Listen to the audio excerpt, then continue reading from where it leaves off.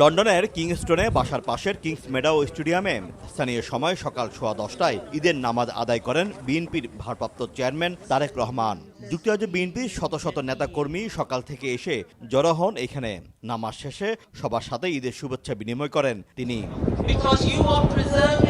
ঈদের নামাজে বিএনপি চেয়ারপারসনের ব্যক্তিগত চিকিৎসক doctor AJM Zahid Hossain, BNP চেয়ারপারসনের উপদেষ্টা MM মালেক, যুক্তরাজ্য বিএনপির সাধারণ সম্পাদক কৈসর M আহমেদ, জিয়াউর রহমান ফাউন্ডেশনের ইউরোপের সমন্বয়ক কামাল উদ্দিন, বগুড়া সদর উপজেলার সাবেক চেয়ারম্যান মীর শাহ আলম সহ স্থানীয় নেতাকর্মীরা উপস্থিত ছিলেন।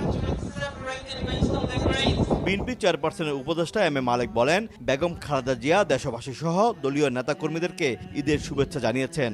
বিএনপি চেয়ারপারসনের উপদেষ্টা হিসাবে অফিসিয়ালি আপনাদেরকে বেগম খালেদা জিয়া এবং দেশনায়ক তারেক রহমানের ঈদের শুভেচ্ছা সারা বিশ্বের বাংলা ভাষাভাষী মানুষের জন্য ঈদের শুভেচ্ছা জানাচ্ছি। দেশনেত্রী বেগম খালেদা জিয়া চিকিৎসা চলতেছে, তো এখানে চিকিৎসাধীন থাকা অবস্থায় এখানকার চিকিৎসকদের পরামর্শক্রমে হয়তো আমরা খুব অল্প সময়ের মধ্যেই দেশে ফেরত যাওয়ার একটি পরিবেশ সৃষ্টি হবে। সবশেষ 2017 সালে চিকিৎসার জন্য লন্ডনে যান বিএনপি চেয়ারপারসন বেগম খালেদা জিয়া। ওই সময় 3 মাস তারেক রহমানের বাসায় অবস্থান করেন এবং পরিবারের সদস্যদের সঙ্গে ঈদুল আজহা উদযাপন করেন।